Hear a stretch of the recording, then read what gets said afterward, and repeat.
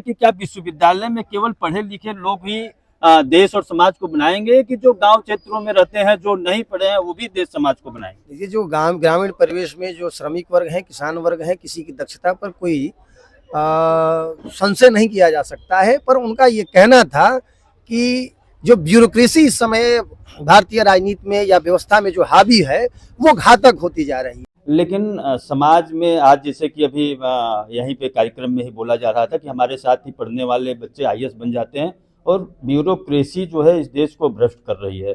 तो ये कैसे बदलेगा? आज आपके ही साथ पढ़ने वाला बच्चा सबसे आईएएस की परीक्षा को सबसे बड़ी परीक्षा माना जाता है। माना जाता है कि ये सबसे दिमाग वाला है, इस तरह का मानक बना दिया गया है समाज में। तो ये आप लोग छात्र हैं, छात्र जीवन से निकले हैं, तो ये विकृतियां कैसे ठीक होंगी जो जाके समाज में और विकृत कर रहा है, करप्शन को बढ़ावा दे रहा है, तमाम ऐसे बात आ रहे हैं। तो इस पे आप क्या कहेंगे? ये स्वामी विवेकानंद जी और डॉक्टर भगवान दास जी के जन्म जयंती पे काशी हिंदू विश्वविद्यालय के छात्र संघ भवन में ये कार्यक्रम जो है कि आयोजित हुआ था। उसमें संगोष्ठी थी।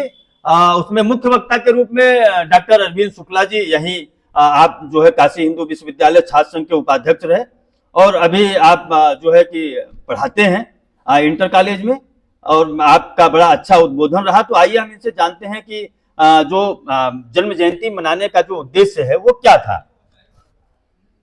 जन्म जयंती मनाने का जो सबसे बड़ा उद्देश्य होता है, महान व्यक्तित्वों के आचरण और विचार से युवा पीढ़ी को जोड़ना।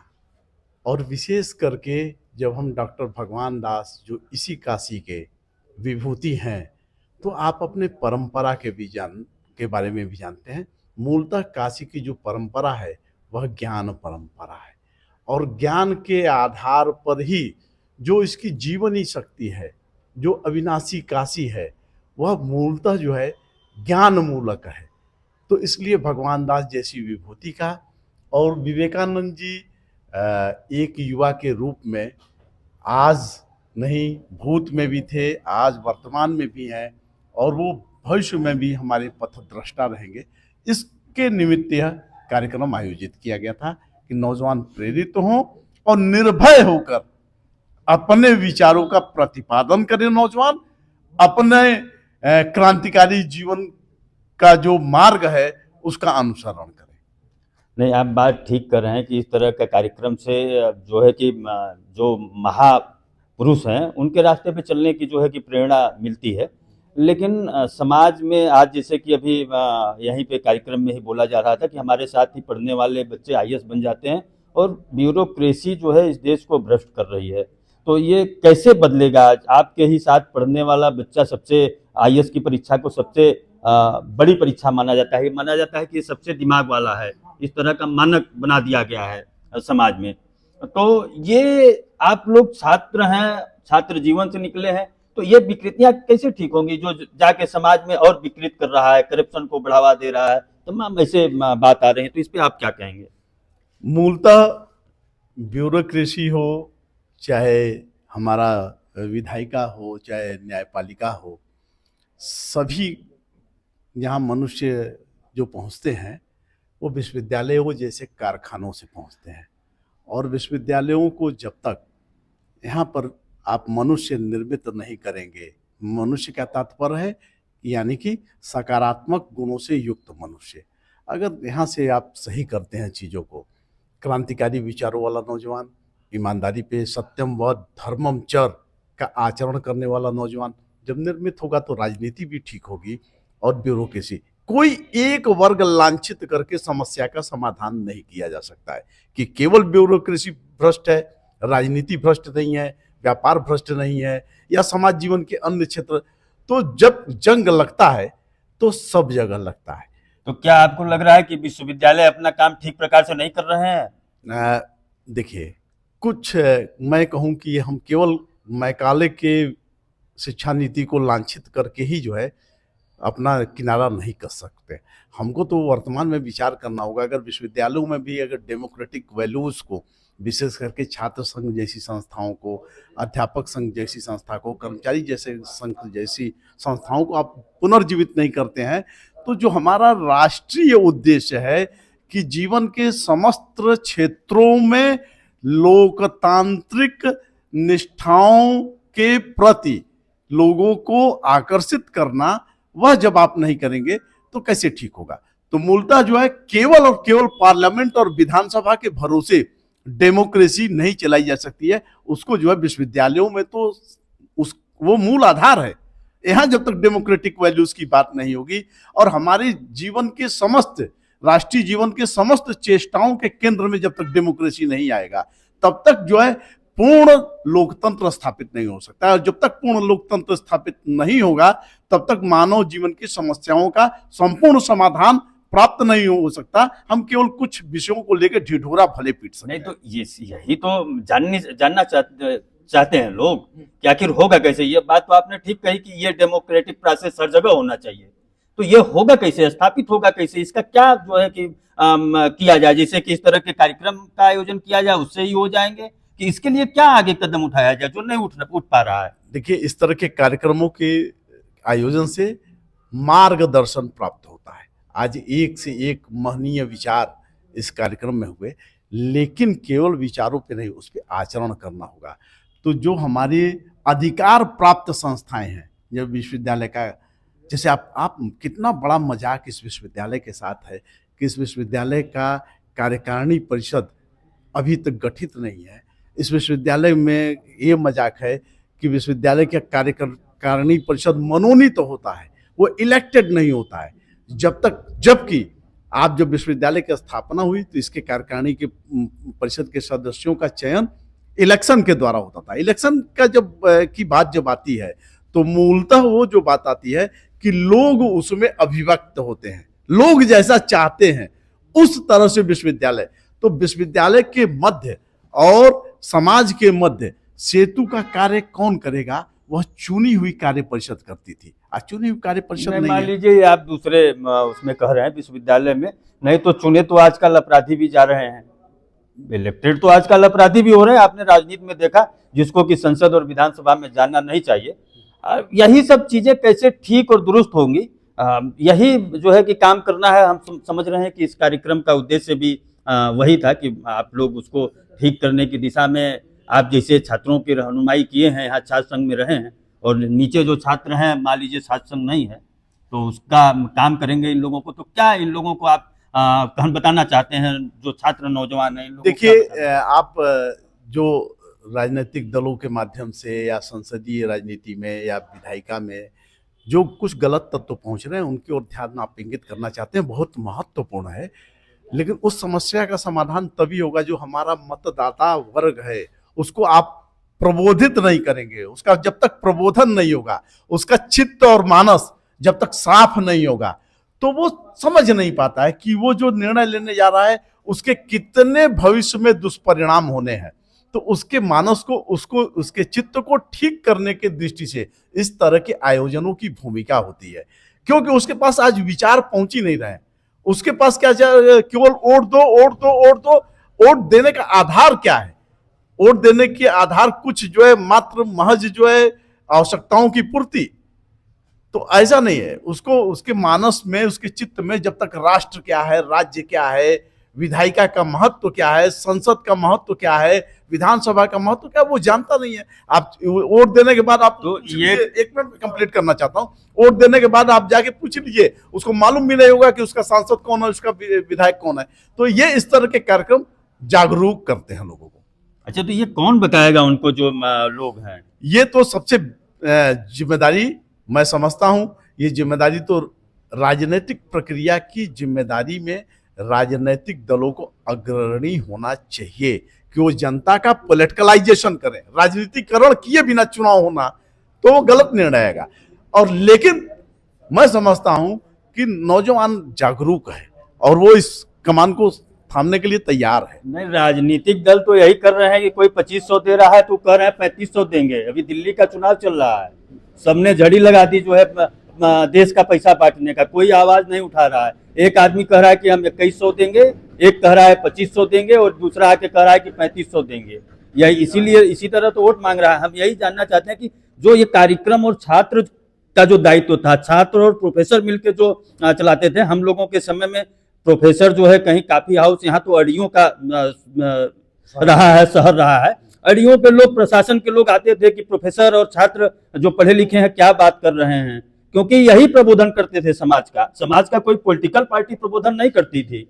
समाज का प्रोफेसर, जो इंटेलेक्चुअल जिसको कहा जाता है, पत्रकार है, प्रोफेसर है, छात्र नेता है, इस तरह की अड़ियों पे बात होती थी और सुनते थे। ये हमारे यहाँ की परंपरा राजा रजवाड़े से रही है कि राजा भेष बदल के आता था, ऐसा सब लोगों ने सुना होगा।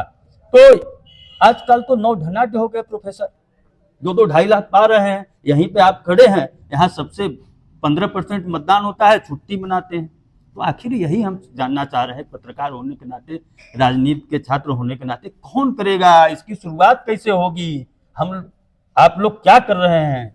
देखिए, आपने जो बात कही इसका वेतन से रिश्ता नहीं है, क्योंकि हमारे यहाँ ऋषि परंपरा में हमारे ऋषियों के पास 10-10 हजार गाय होती थी। एक होता है धन का लोभ और एक होता है, तो ये लोभ की संस्कृति मूलतः जो है ये बाजार पैदा कर रहा है, और बाजार को खुली छूट नहीं दी जानी चाहिए कि वो लोभ की संस्कृति पैदा करेगा। जब लोभ की संस्कृति पैदा करेगा तो मतदाता बिकेगा।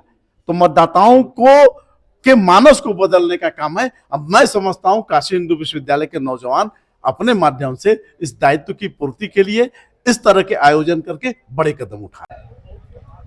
अभी आपने देखा स्वामी विवेकानंद जी और डॉक्टर भगवान दास के जन्म जयंती का कार्यक्रम, ये छात्र संघ भवन है काशी हिंदू विश्वविद्यालय का, और उसके जो है कि आयोजक हमारे साथ अभिषेक जी हैं, और यहाँ के काशी हिंदू विश्वविद्यालय के ये शोध के छात्र भी हैं, और इन्होंने एक आयोजन करवाया। तो जानते हैं इसके बारे में कि ये आयोजन का क्या उद्देश्य था, आपने क्या समझा कि ये आयोजन कराने का जो है काम किया। अभिषेक जी बताइए, क्यों आयोजन का क्या उद्देश्य था? देखिए, युवा जयंती 12 जनवरी आज है, युवा दिवस है। इस कार्यक्रम कराने का मतलब ये था कि जो आज समय सोशल मीडिया का दौर है, और सोशल मीडिया के दौर में जो चीज़ें जो चल रही हैं और नौजवान जिनकी आसक्ति बढ़ती जा रही है, डिजिटलाइजेशन के दौर में, डिजिटलाइजेशन एक अच्छी चीज़ भी है, लेकिन नौजवानों का क्या नैतिक कर्तव्य बनता है समाज के लिए, राष्ट्र के लिए उनकी क्या जिम्मेदारी बनती है, परिवार के लिए उनकी क्या जिम्मेदारी बनती है, शिक्षा के लिए उनकी क्या जिम्मेदारी बनती है, कैसे समाज को बेहतर बनाना है, इन सारे विषयों को लेकर के देश भर के जो काशी हिंदू विश्वविद्यालय के पूर्व में विद्यार्थी रहे या विद्यार्थी छात्र नेता रहे, जो भिन्न भिन्न पदों पर पदस्थ हैं, और अकादमिक जगत में भी अच्छे जो कुलपति रहे, कुलाधिपति रहे, और पद्मश्री राजेश्वराचार्य जी भी रहे, कुलाधिपति केंद्रीय विश्वविद्यालय झारखंड के प्रोफेसर जयप्रकाश लाल जी भी रहे। इन सारे लोगों से विद्यार्थियों के बीच में उनका उद्बोधन कराया गया, और उनको बताया गया है कि समय के साथ वैचारिकी कैसे परिष्कृत होती है, उनमें कैसे बल मिलता है, और नौजवानों का क्या नैतिक कर्तव्य होता है। इन सारों बातों को लेकर के हम विद्यार्थियों ने यह आयोजन कराया था, और लगभग जो विद्यार्थी या जो नौजवान हैं, जो युवा हैं, वो इससे लाभान्वित भी हुए। यही दृष्टिकोण रहा इस कार्यक्रम का। नहीं, आयोजन तो आपने ठीक करवाया था, और अच्छी खासी जो है कि आप के आयोजन की अच्छी खासी व्यवस्था थी। लेकिन अभी आपके एक विशिष्ट वक्ता ने कहा कि हमारे साथ के जो IAS PCS हैं इस देश को सबसे ज्यादा बिगाड़ रहे हैं। आप कह रहे हैं कि विश्वविद्यालय में पढ़े लिखे लोग जो है समाज और देश को बनाएंगे। एक मतलब दोनों तरफ कंट्राडिक्शन है। हम ये समझना चाहते हैं कि क्या विश्वविद्यालय में केवल पढ़े लिखे लोग ही देश और समाज को बनाएंगे, कि जो गांव क्षेत्रों में रहते हैं, जो नहीं पढ़े हैं, वो भी देश समाज को बनाएंगे? देखिए, जो ग्रामीण परिवेश में जो श्रमिक वर्ग है, किसान वर्ग है, किसी की दक्षता पर कोई संशय नहीं किया जा सकता है, पर उनका ये कहना था कि जो ब्यूरोक्रेसी इस समय भारतीय राजनीति में या व्यवस्था में जो हावी है, वो घातक होती जा रही है। और ब्यूरोक्रेसी क्या होती है, लोकतंत्र को कमजोर करती है, और किसी भी राज्य व्यवस्था के लिए और किसी भी देश और शासन व्यवस्था को चलाने के लिए वह देश का, उस प्रदेश का, उस व्यवस्था का लोकतांत्रिक होना जरूरी है। और लोकतांत्रिक मूल्य में जब गिरावट आएगी तो कहीं ना कहीं उसमें चलाने में व्यवधान पैदा होगा। कहने का मूलतः उनका ठीक बात है कि लोकतांत्रिक मूल्यों में गिरावट आएगी तो व्यवधान पैदा होगा। तो आखिर इसका जो है, इस व्यवधान को दूर करने के लिए क्या उपाय हो रहे हैं?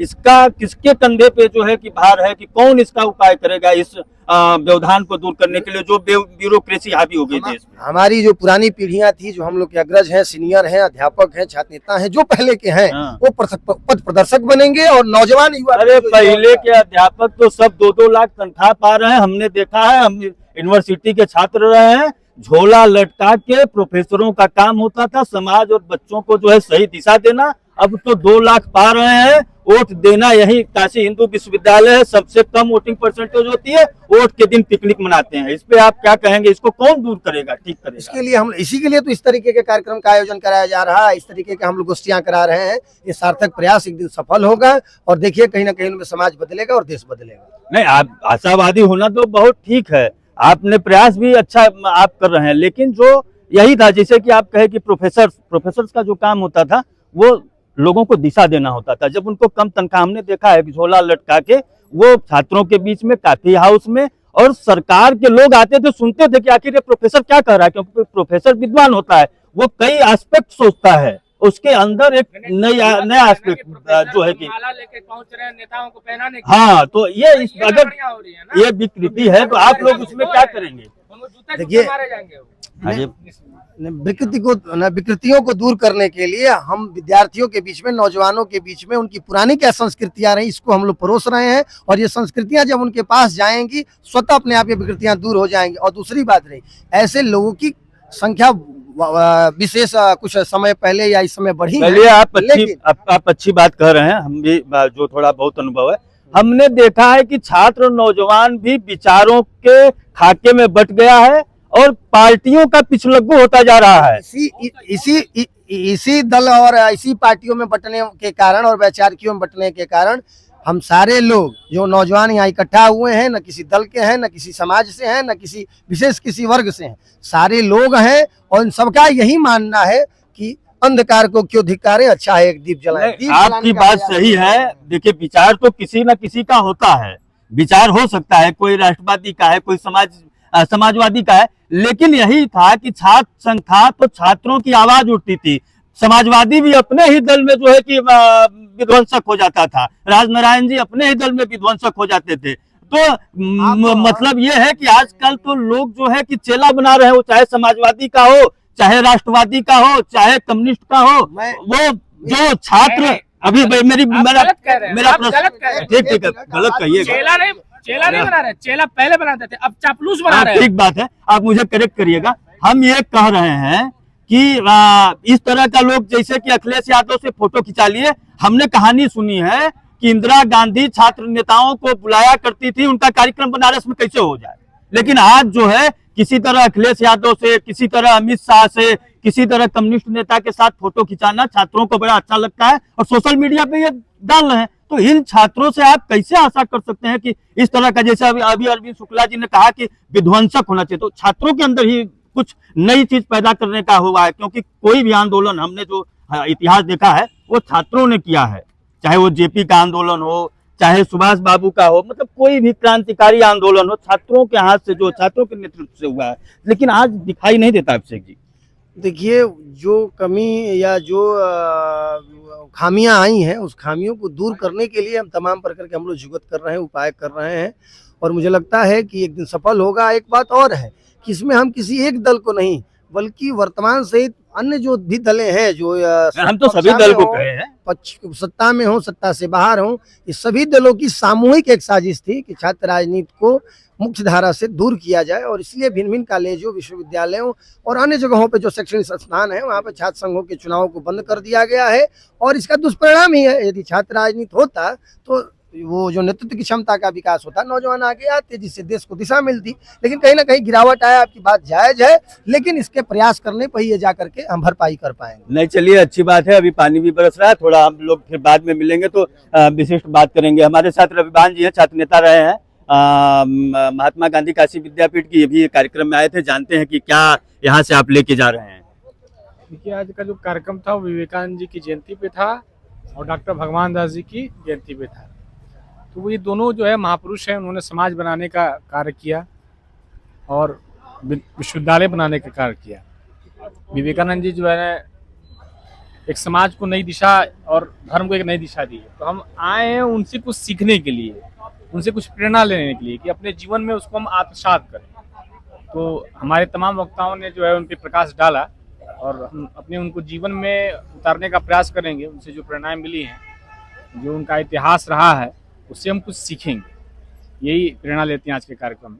आइए, हमारे साथ डॉक्टर सम्मी सिंह जी हैं, अभी इस कार्यक्रम में रहे हैं। बताइए आप क्या सोचते हैं, इस तरह के आयोजनों से आपका क्या लेना? इस तरह के आयोजन हमें बौद्धिक रूप से पोषित करने का काम, हमें बौद्धिक रूप से निर्देशित करने का काम, और समाज में किस तरीके से समाज की जो समस्याएं हैं उसके समाधान के लिए किन बिंदुओं को मन मस्तिष्क में रख करके अपने अभिव्यक्ति, अपने व्यवहार, अपनी क्रियात्मकता को जिंदा रखना है। इस तरह के कार्यक्रम हमें इसी तरह की प्रेरणा देते हैं, क्योंकि इतिहास समय की आत्मकथा होती है। उस इतिहास में विवेकानंद और भगवान दास ने अपने समय में जिन समस्याओं को, जिन संघर्षों को लेकर के एक संपूर्ण मस्तिष्क, एक मानक मस्तिष्क के साथ एक मानस पुत्र की भांति जिस तरीके से सनातन परंपरा को आगे बढ़ाते रहे और देश की आज़ादी की लड़ाई में योगदान देते रहे, सामाजिक सुधार में जो योगदान देते रहे, उसकी प्रेरणा लेकर के हम इस तरह के कार्यक्रमों में आकर के उसकी प्रेरणा के हम आने वाली पीढ़ी को प्रेरणा देते हैं। और इस तरीके से हम चाहते हैं कि आगे वाली पीढ़ी इस तरीके से प्रेरित हो और आगे अपने हिस्से की लड़ाई वो लड़ती रहे। चलिए, तो देखिए आप जो है कि तमाम लोगों का जो है कि आपने राय जाना। आज युवा दिवस के ऊपर जो है काशी हिंदू विश्वविद्यालय के छात्र संघ भवन में ये कार्यक्रम था। ये वीडियो आपको कैसी लगी अपने कमेंट के माध्यम से हमें बताइए। अच्छी लगी तो शेयर करिए अपने लोगों के बीच में। मैं राजेश, कैमरामैन आशीष के साथ, आप देखते रहिए द वार्ता। धन्यवाद। हमारे साथ छात्र हैं काशी हिंदू विश्वविद्यालय के, इनका परिचय जानेंगे और इनका व्यू जानेंगे कि इन सब बातों पे आपका क्या व्यू है। अपना परिचय बताइए। जी, मेरा नाम डॉक्टर शुभम तिवारी है, मैं यहाँ से स्कॉलर रहा। तो ये अभी आपने जो बातें सुनी, ये सब बात पे आपका क्या मानना है कि जो राजनीति में, समाज में जो आप देख रहे हैं कि सुचिता, मतलब कि योग्यता जिसके पास है लेकिन उसके पास पैसा नहीं है, वो सही जगह नहीं जा पा रहा। हम देख रहे हैं राजनीति के, समाज के अन्वेषक, हम भी थोड़ा बहुत जो समाज में घूमते हैं कि आपके पास योग्यता है लेकिन पैसा नहीं है, जबकि हमारा देश ये नहीं रहा। हम कम संसाधनों में जीवन यापन करने के आदी रहे हैं और योग्य लोगों को योग्य जगह पहुंचाने के आदी रहे हैं। अभी स्वामी जी का जो है कि जन्म जयंती का आया है, तो स्वामी जी भी उसी तरह 36 अल्पायु में लगता है कि सहस्त्र वर्ष वो जिए हैं। इतना उन्होंने इस देश और साहित्य और समाज के लिए दिया है। तो हम ये जानना चाहते हैं कि जो ये समाज में इस समय जो परिस्थिति है, वो मतलब क्या छात्र नौजवान सोच रहे हैं, वो कैसे दूर हो पाए? मैं स्पष्ट रूप से कहना चाहूँगा कि पहले बटे थे हम जाति में, अब बट गए हैं पार्टी में। एक बड़ा ही अमीर खुसरो जी का है, छाप तिलक मोहिदीन और मोसे नैना मिलाए के। तो हम अब माटी के न होकर के पार्टी के हो गए हैं, और वो पार्टी भी कैसी हो गई है, वो जाति बेस्ड हो गई है। तो ये जाति और पार्टी को खत्म करके जब तक हम माटी के सुगंध में जब तक नहीं आएंगे, हम उसके सुगंध को आत्मसात नहीं करेंगे, हम माटी की, हमारी जो धरोहर है, जो हमारी विरासत है, हम उसे लेकर के गर्वान्वित महसूस नहीं करेंगे, तब तक हम इस मुकाम को नहीं पा पाएंगे। डेमोक्रेसी की बात हो रही थी, तो डेमोक्रेसी, लोग वेश बदल रहे हैं, तो वो वेश बदल तब रहे हैं जब चुनाव आ रहा है, उस समय वेश बदल रहे हैं, बाकी अपने वो स्वभेश में हैं। तो जब तक डेमोक्रेसी की जो डेमो है, डेमो ना बंद, केवल डेमो ना चले, जब तक डेमोक्रेसी का डेमो केवल चलता रहेगा, तब तक ब्यूरोक्रेसी हावी रहेगा।